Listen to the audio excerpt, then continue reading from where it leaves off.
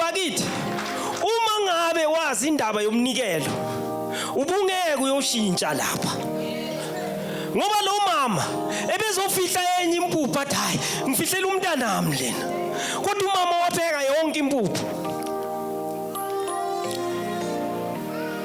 kuthiwa ke wathi umprofeti asadlile ngiyacabanga ngoba umprofeti ebelambile wadla konke wabaqedela uthi asadlile umprofeti umama ngiyabona washo hayi wangifaka enkingeni lo mprofeti umama wabuyela lapho akhe khona lokudla lempuphu namafutha wathola isese khona wapheka kuthiwa wapheka indlala yaze yaphela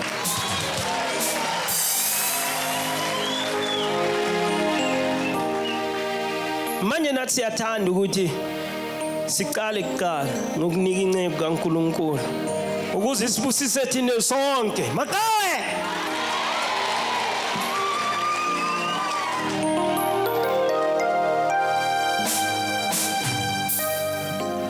ngicela ngibingelele ubaba umprofeti ngibingelele wonke amaqhawe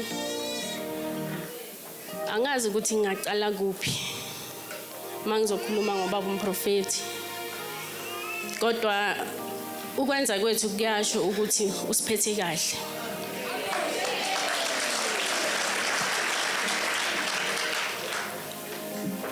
akukho okungcono ngathi futhi asikho ngcono noma akukho ukubukisa okukhona esikwenzayo la esontweni konke esikwenza la sikwenzela ubaba umprofeti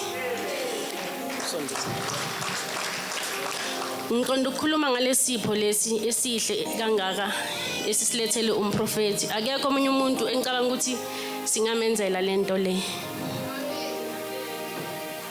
ngakhuluma kubaba masifika la ngathi kubaba lapha yakusekugcineni ngimtshela ngomprofeti ngoba safika la sigulelwa umntwana umntwana agula sahlala salinda imali bese ingekho agula nje umntwana bese imbamba lonke lesonto kubhlungu kakhulu wafika kuba umprofeti bathi sithenga iwasho uma kuthenga iwasho bathi ikhandla 50 rand ayingaqala ngababazi ngathi phela kusegoli la ngaya kubaba ngenhlanhla uNkulunkulu uyaye abeseduze nami kakhulu ngathola umunye umfana lapha athenga sunlight egreen ayisika phakathi umama ngathi hawu le sunlight lo mfana ngaza isikwe phakathi kangaka yini engaka ngale sunlight ngoba phela isunlight ikhona ye3 rand lapha eMandiyeni uzobhadala u25 rand ngoba angisumuntu othanda ukuceka nothanda ukukhuluma kakhulu ngizikhulumela ngedwa ngahamba sathenga iwasho nobaba sangena ngale kubaba baba wathi uNkulunkulu asibusise ngasukuma ngiyamsaba kakhulu umprofeti ngithi ngiyamhlonipha ngasukuma ngambheke emehlweni ngathi akukho okunye osinika kona wathi umprofeti uNkulunkulu anibusise ulanga kwakumele asisukumise ngenkani ecansini ngathi langa kuzokhona bathi uNkulunkulu anibusise sangena emotweni ngangikwate kakhulu ngikhuluma la ndleleni ubaba ke mangikhuluma kusumuntu futhi ongiphendulayo hawu lo baba wayathi uNkulunkulu asibusise ngoba sisuke sithandaza ekhaya kunoNkulunkulu mara bathi uNkulunkulu solo ngiyakhuluma hayi nangifika ekhaya ngoba ngiumuntu okhuthele futhi kakhulu fika ekhaya thathi iwasho zomprofeti ngihlanganisela ubaba ngithi ngicela chele senze njengoba kushiwo le ngoba phela bathi uNkulunkulu asibusise shisimpepho senze konke besingasalali bekushaya u12 u1 sihleli ilwane zibhokile emntwaneni bengekho into bese right kuleli ekhaya silale masilala ekseni ngavuka ngo9 wonke umuntu ajumekile endlini ngaqala ngayo check isisu zonke ukuthi bani baphefumula yini ngathola ukuthi wonke umuntu osendlini uyaphila ngaqala ngamangala ukuthi kanti umprofeti wenzani ngoba akenzi next ukuthi uNkulunkulu asibusise kwaqala nje kwaba right umntwana waya ngokuya wangasabi namandla okugula aya ngokuya namalanga saya ngokuphola umntwana sekaphola sabuya kwesibili umprofeti wabona ubaba wathi usilethi inkinga nakhona wathi kubaba ngibona icontract ioriginal hawu samangala lento ekudalanga kwakhulunywa ngayo nathi sesayikhohlwa mos umprofeti wasipha leso sibusiso izinto zaqala zahlangana emuva la sibuya khona so ngalesipho lesi ngicela ukuthi ubaba angibusisele abantwana bami ekukhuleni kwabo ngoba sisonke la sibazali kunabantwana abazalwayo kunabantwana abazaliwe umprofeti usivezela umprofeti unkanyiso engaziyo ukuthi abantu abami ngelinye ilanga bayombona ngoba into yakaNkulunkulu akusinto okudlala ukuthi size sibe nemali azange kuke kudlalwe ngike ngalala la ngaphansi kwepulpit kaningi kakhulu umprofeti makabiza inkonzo bengiza nabantwana nginabantwana engabe angabagoni namhlanje ngikholwa ukuthi ngabe nabo bahamba umprofeti uke wabeka omunye umcamelo la udini unesiprofeto semali amshonya ukhumbula wake wababeka nalabantwana lapho ngalelo langa so ngiyabonga kakhulu umprofeti lokho asenzele kona engikhulume kakhulu indaba kababa ubaba ngabe akekho la le mali le ngabe ayikho yokuthenga ile moto nje ngabe nami angisilutho ngihlala ngizubhlungu kakhulu mangena la sontweni kunalabo mama laba abahanjelwa abobaba babo baba msukuhlala lemuva ngike ngibheka iposition yami ukuthi kube bekungekho umprofeti ngabe ngihleli lapha nami so umprofeti unasi sibusiso Maqhawe engakusho nje ukuthi njengoba hlala khuluma ngenhliziyo inhliziyo yakho ibe right ungafiki thina siyamsaba nasekhaya ngathi uphile ekhaya ngesinye isikhathi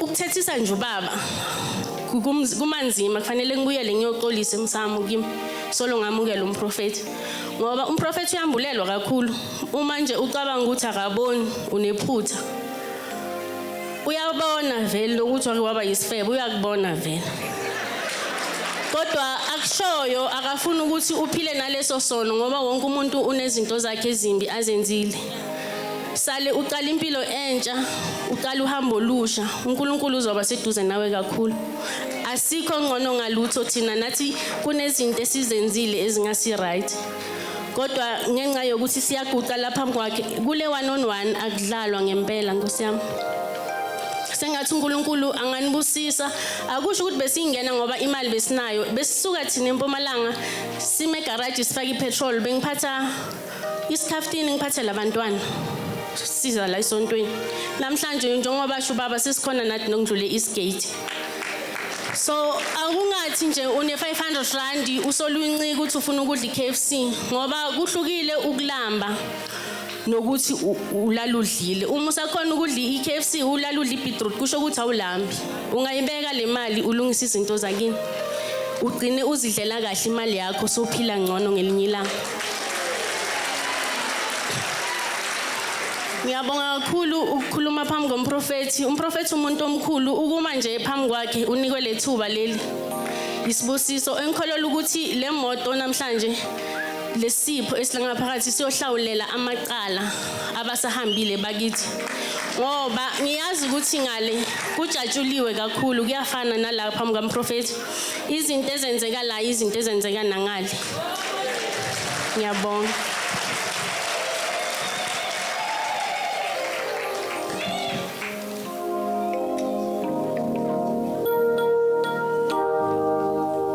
akadluliso ubaba tata la ngicela ukuthi ungitholele lapha uMateyu akumazi uMateyu 8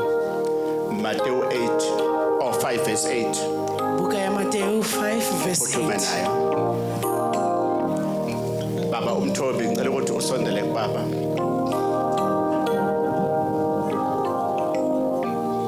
usezokwendlulisa serifitisa isipho kumprofeti nasebandleni lonke umuprofeta le batho bohle uma esezosidlulisa ha tlo re bontsha sizwe kuma sonke ngenyawo hayi Re tlo manje ema bohle not ka much. maoto. Hayi hana Ngifuna no. nje le ncwadi ukuyifunda Ha bua le buka ena. ngiyifundele phekwa lesi sibusiso lesi Ke balla hodimo ha mpho ena. Matthew 5 verse 8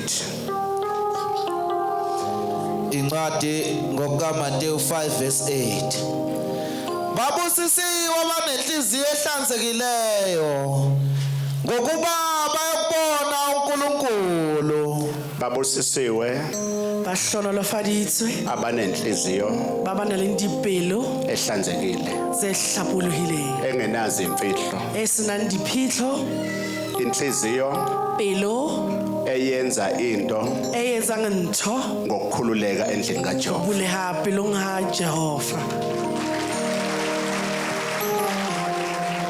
ukuhlanzeka kwenhliziyo O hlapoloha pelo ukuhlanzeka komsamo wakho o hlapoloha ha ngoba altare ya uma uya badimo. emsamo uyoshisa impepho Ha o ya altare ya badimo tjhesa mpepho uthatha imbuzi o nka pudi uya emsamo o ya altareng udinga inhliziyo yakho ho batleha pelo ya hao ukuze lento ibe nomphumela hore ntho o e etsang e be le tswelopele inhliziyo yakho pelong ya hao ihlanzeke e hlapolohe ingabi negubu egcekeni e ska ba le se itshwarela ka lapeng lingayi emsamo le ska ya altare phakathi enhlizweni zenu ka mohare ha pelo tsa lona ugcwele inzondo le tletse lehloyo awuzwani nodadweni ha utlwane le ausi wa hao awuzwani nonyoko ha utlwane le mme wa hao awuzwani nomfweni ha utlwane le abuti wa hao awuzwani noyihlo ha utlwane le ntate hao kodwa inkinga bothata niguqile emsamo le khubame altareng nakulomsamo wasezulwini le altareng ya lehodimo inhliziyo yakho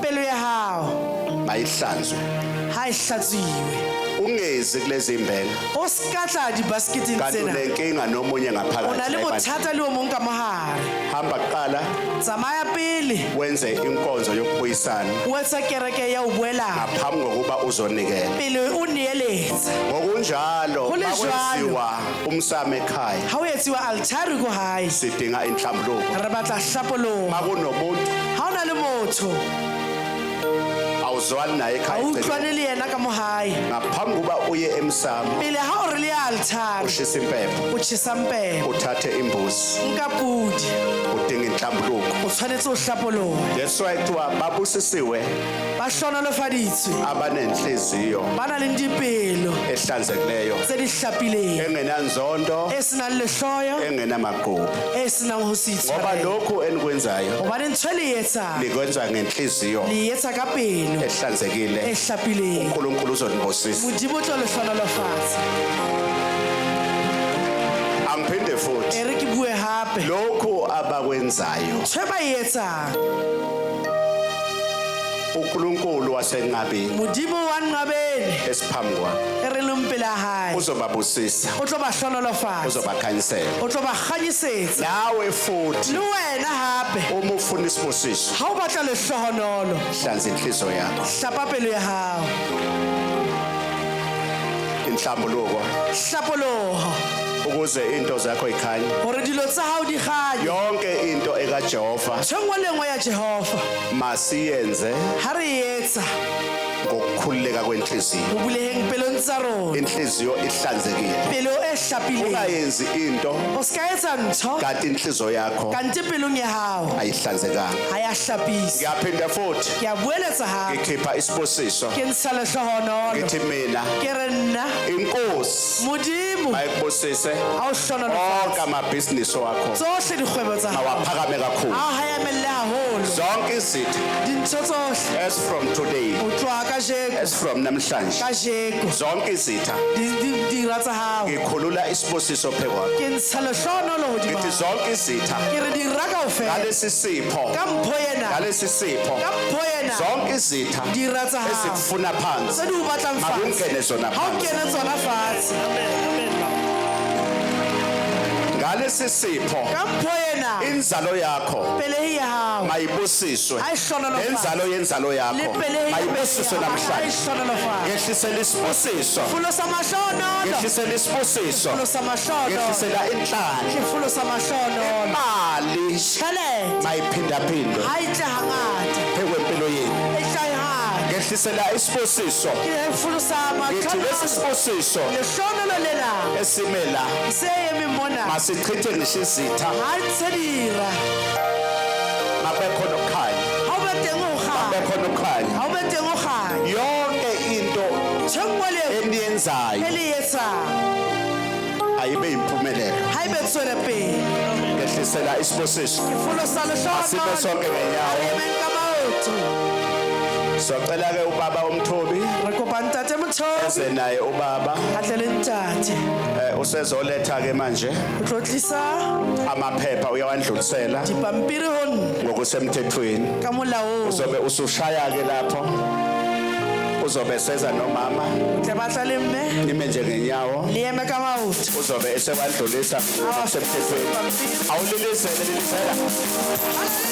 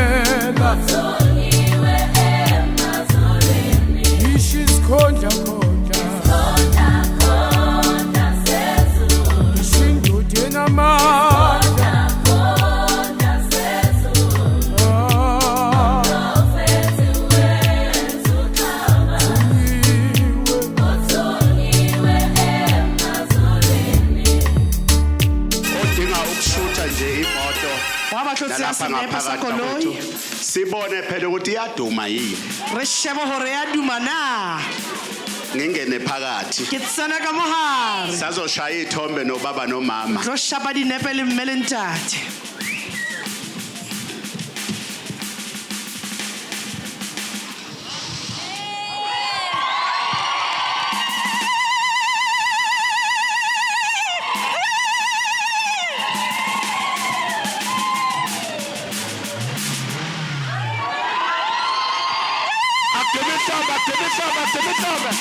Shapa matso.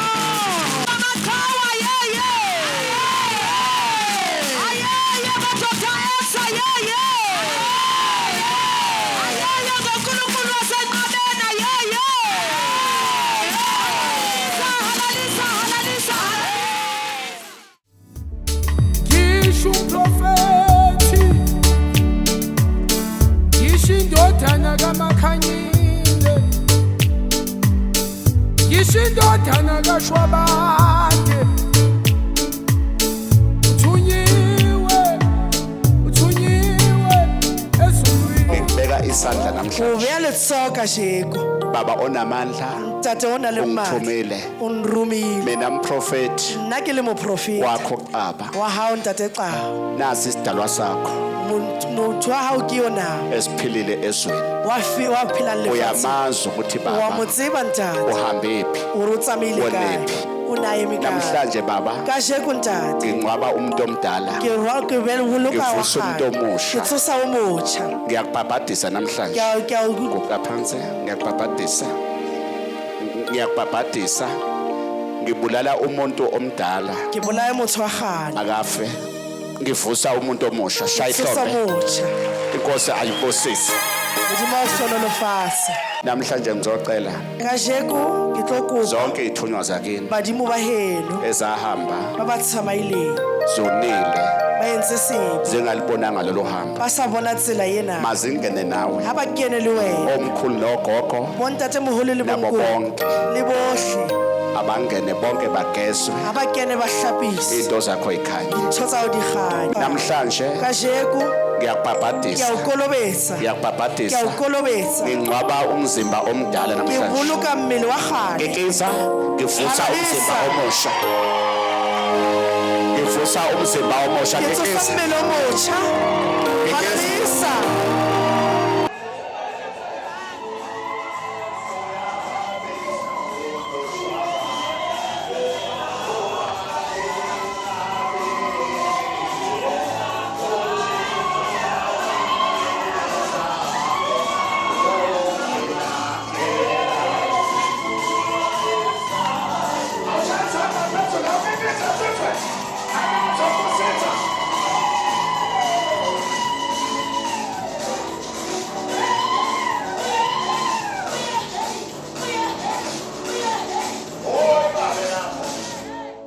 Sikhuluma izinto ezenzeke last week.